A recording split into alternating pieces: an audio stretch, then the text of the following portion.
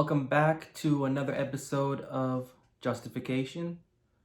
Thank you still and once again for tuning in, and especially in this new year, which has hit all of us in very different ways.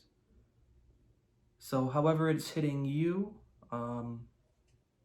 stay blessed, exercise your faith, and use everything for growth. Growth as a human being, growth philosophically with your belief and faith and confidence in the living God, and growth empathetically. Growth in this new year, and blessing to all.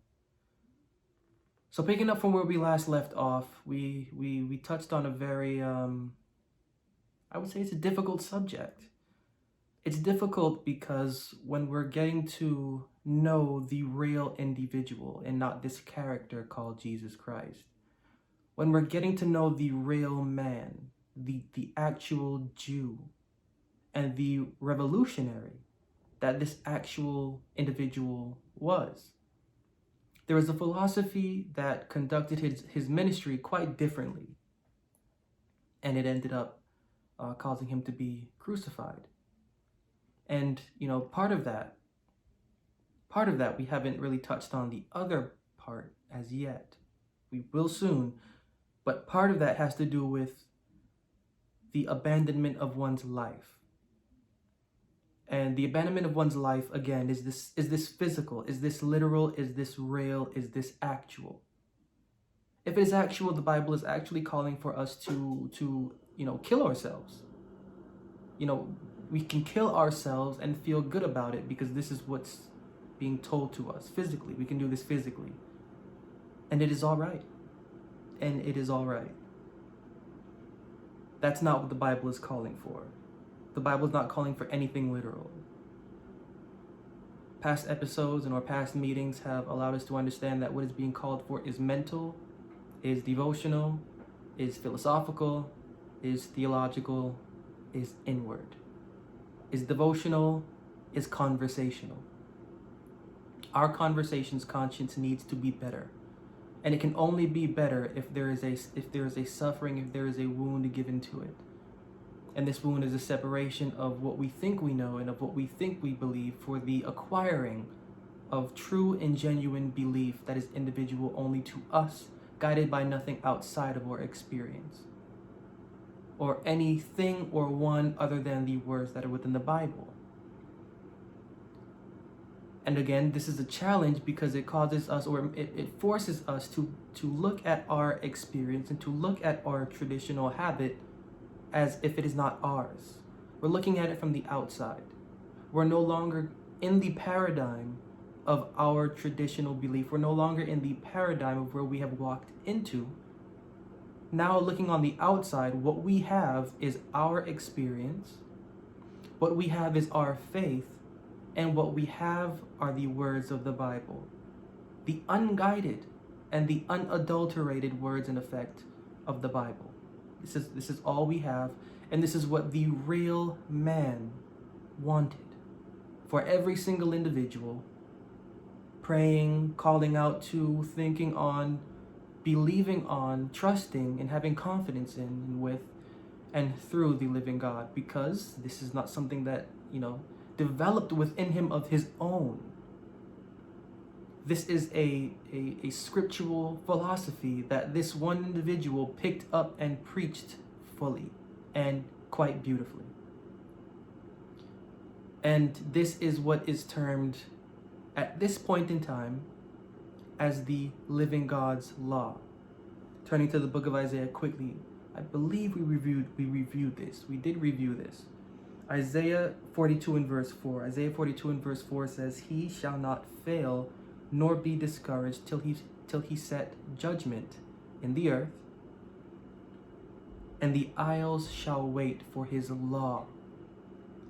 This one individual gave a law, and the law that he gave was the commandment of the living God's devotional character. It is this law that when learned, when adopted, when experimented with, brings peace to us. And this particular peace, this stillness that we can get from this particular individual's philosophy, or by waiting, by meditating on this individual's commandment for the living God's law. Not law in the sense of what you're thinking of as Moses' law or religious law. This law you can, equate to meaning philosophy, meaning to commandment, meaning to way of life. Life not meaning natural, primarily. Life meaning primarily or firstly devotional. And this leads us into a verse. And another controversial verse, which is John chapter 6, 55 through 57. John chapter 6, 55 through 57. Reads, "For my flesh is meat indeed, and my blood is drink indeed. He that eateth my flesh and drinketh my blood dwelleth in me, and I in him. As the living Father hath sent me, and I live by the Father, so he that eateth me, even he shall live by me." Again, is this supposed to be literal? Is this a literal commandment? Am I to literally believe that there is something on this planet that can be this individual's blood and body, that when I consume it, I am literally somehow mysteriously a part of whatever I believe to assume I am a part of? Is this literal? Or past meetings, and especially the one previously, allows us to understand that this is not literal. This is not literal. This is a saying. These sayings in the book of Matthew, Mark, Luke, and John, they are taken from other sayings that were taken from other sayings that were taken from other sayings that were taken from other sayings.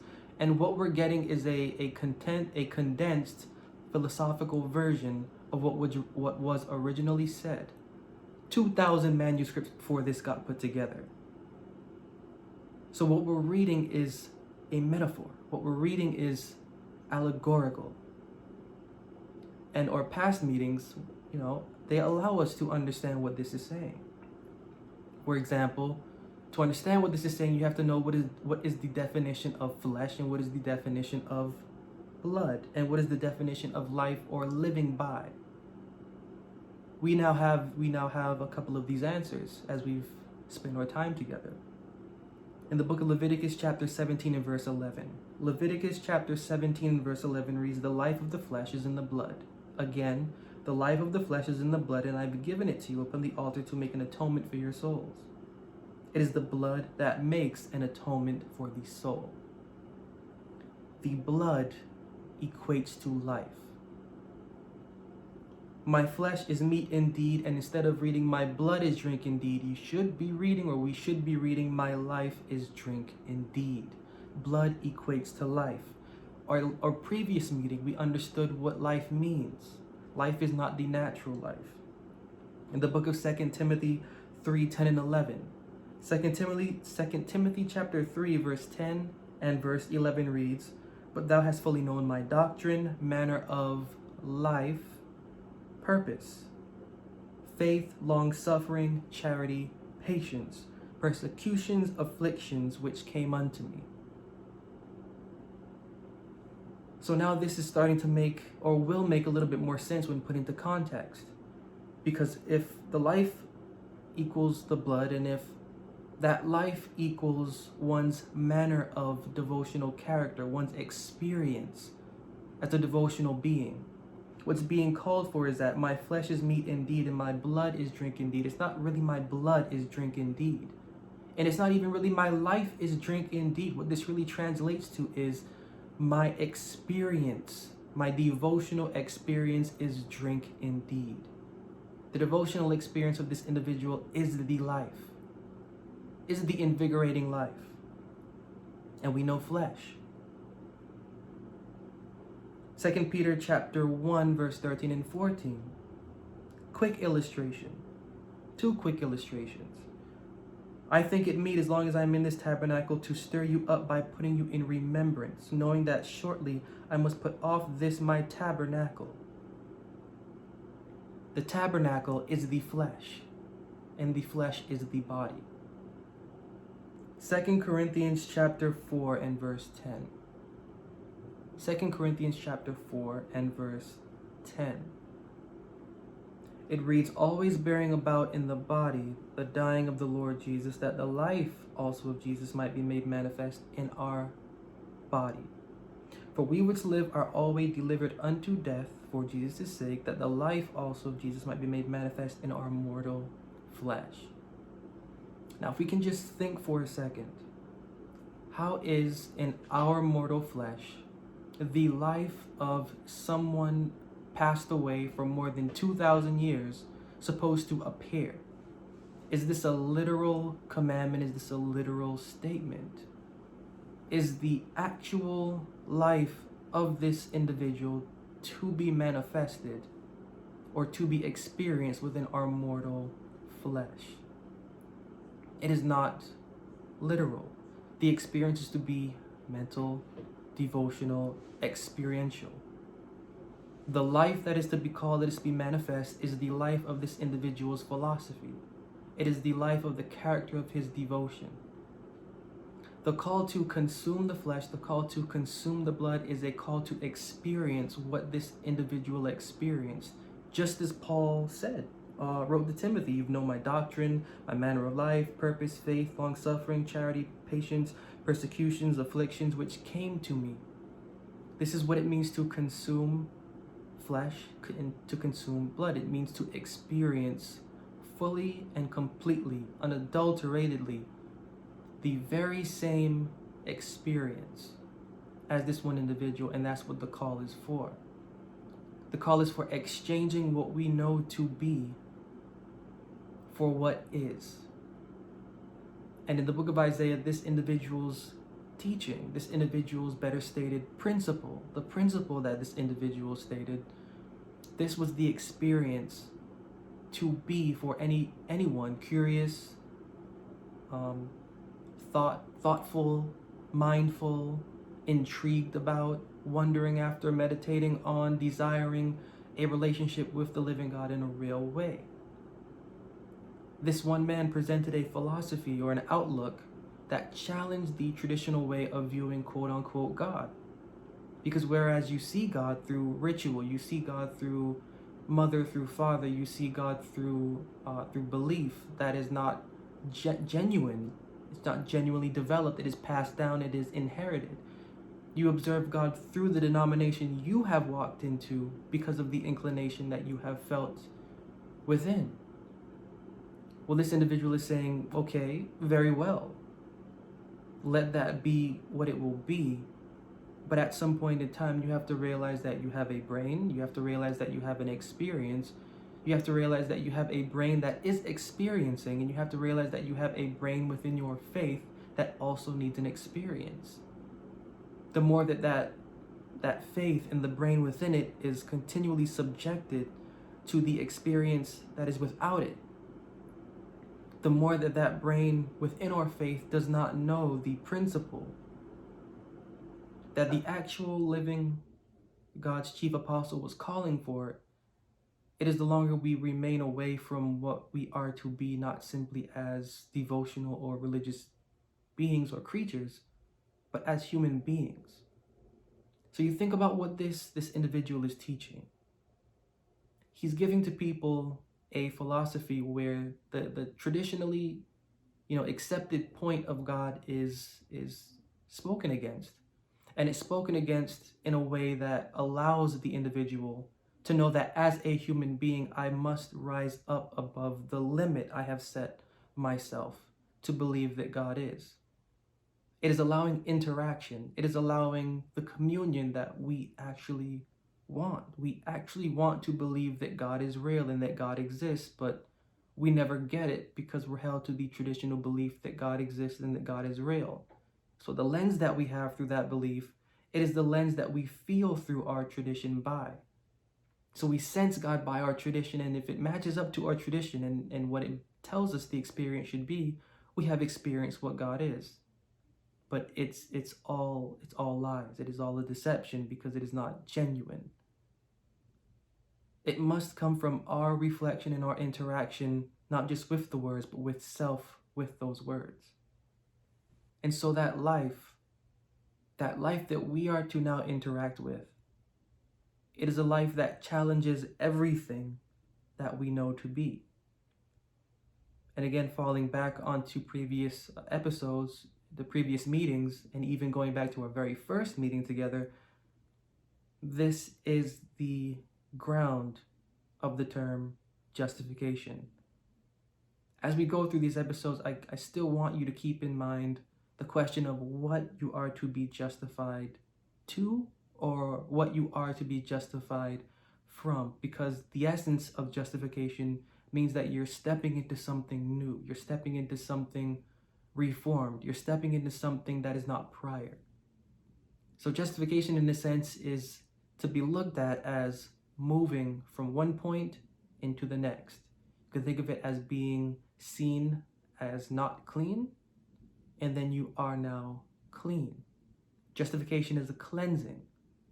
And even though we haven't gone through that much, or even the meat of where we need to be for this term, we have been building up a level of understanding to where we can connect, when we get to that point, the clean from the unclean, what is just and what is unjust, and what is to be termed as just and what is to be looked at as unjust, and how.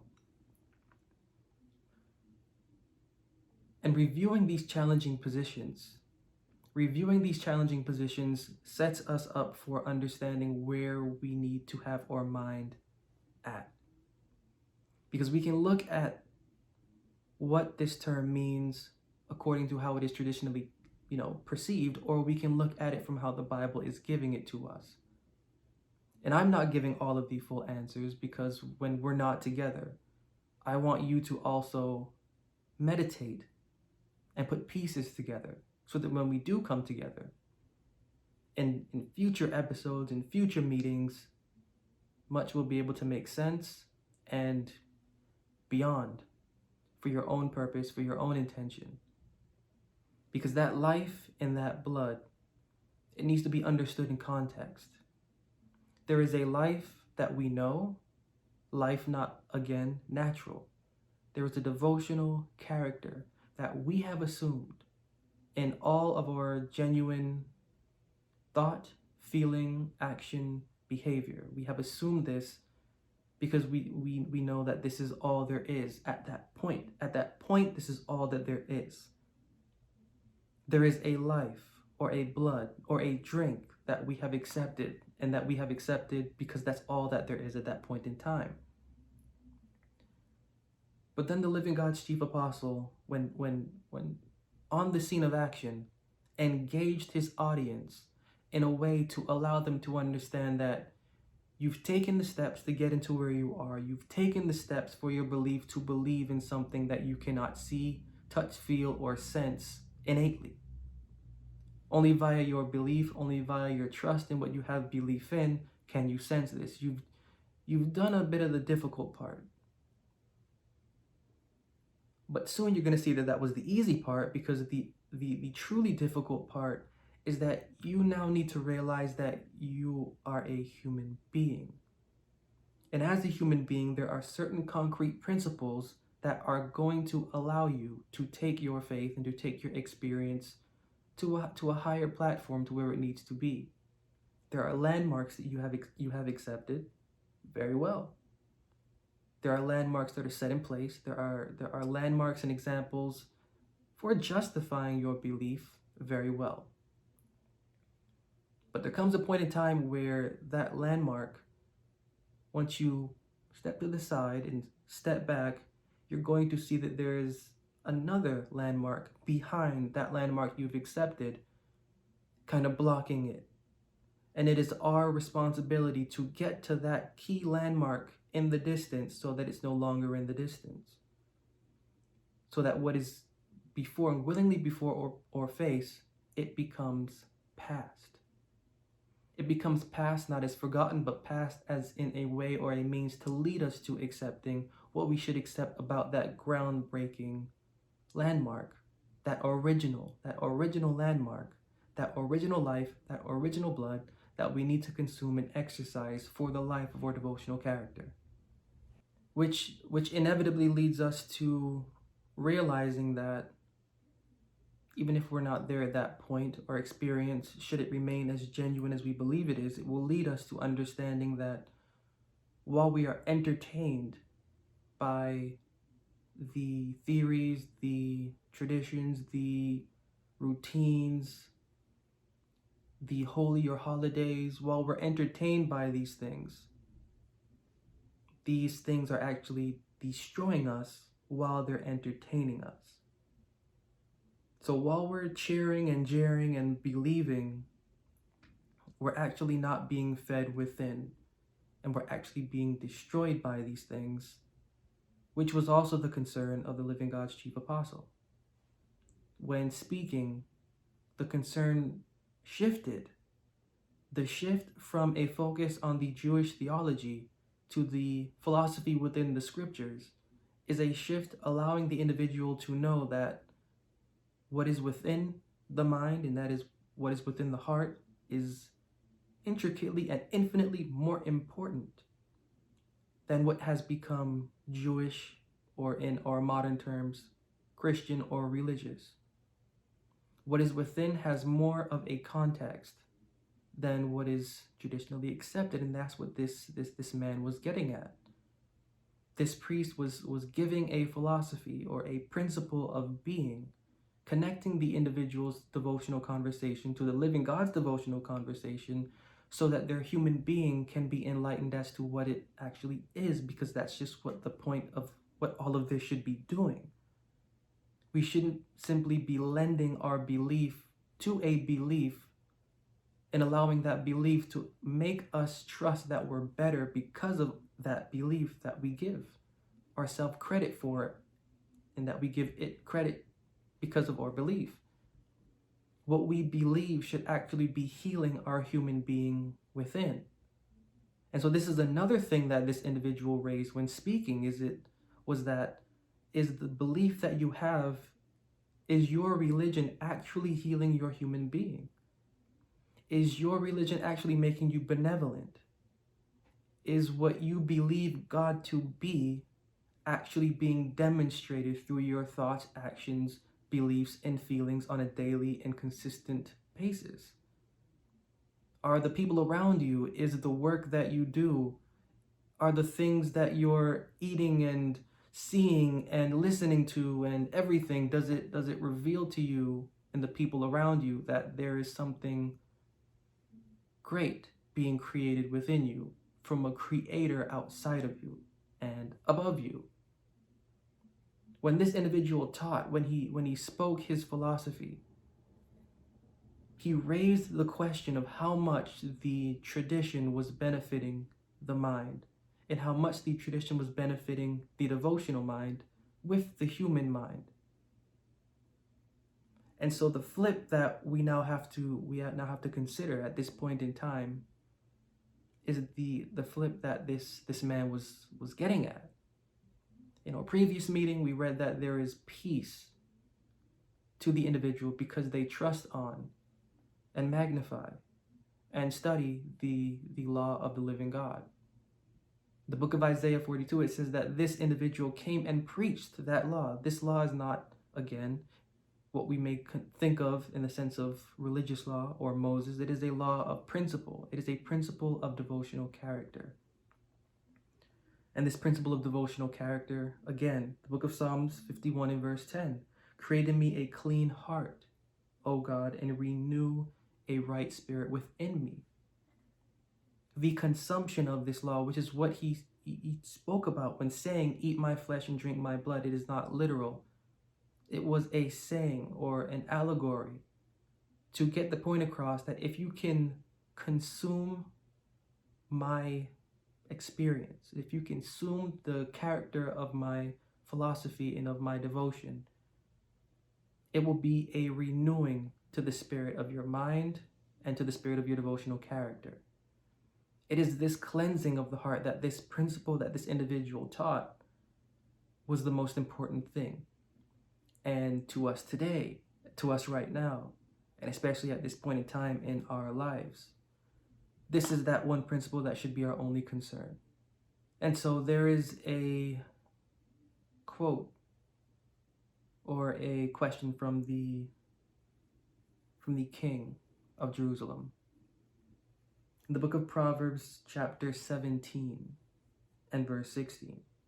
Proverbs chapter 17 and verse 16 reads, "Wherefore is there a price in the hand of a fool to get wisdom, seeing he has no heart to it?" Why is there a price in the hand to get understanding, when it's simply just a sign that there really is no heart to know? And that leads us to think about the fact that we have to actually take a step in making our faith and our experience real. And that is crushing what I'm calling is crushing the consensus. Crushing the consensus, or letting go of our backup devotional confidence. So what the Living God's Minister is calling for is a removal of what we hold to be a backup confidence of what we believe God is. When all else fails, when everything else doesn't make sense, we like to retreat to a belief that we have of God that is true to our perception. So we have to destroy that. We have to cut that consensus out. We have to kill that overarching confidence, because it's a backup. There's eating the flesh and eating the blood of this individual's experience means destroying every bit of backup confidence that we have. There can be no backup. We like to go through life having backups. This doesn't work, I'll have a backup. This doesn't fit, I'll have a backup. He or she doesn't fit in my life, I'll have a backup. We can't have backups with our faith. We have to cut off our backup, and we have to move in our experience to develop a faith that is lasting. A faith that allows no backups, but is a first thing up. It is the first thing up, day in, day out, every single breath. It is always going. There is no backup. And that's what the call is. The call to abandon is to call for embracing faith without a backup. So exercise that and learn how to live without backup.